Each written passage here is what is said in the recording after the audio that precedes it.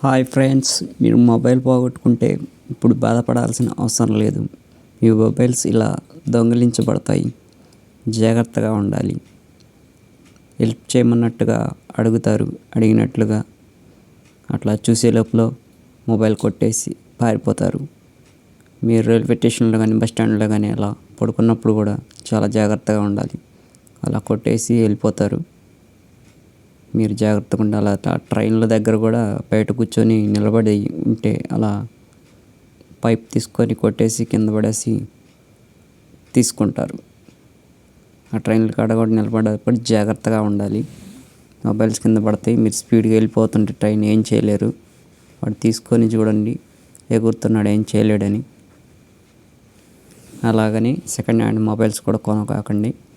దాన్ని bill box అన్నీ ఉంటేనే కొనుక్కోండి. తొందరపడి తక్కువ రేటుకి వస్తుందని కొనవాకండి.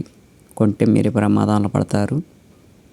ఎంత రేటు పెట్టుకున్నా కానీ మొబైల్ పోయిందని బాధపడకండి. మీ ఖతం. బాయ్ బాయ్, టాటా, గుడ్ బాయ్, గయా.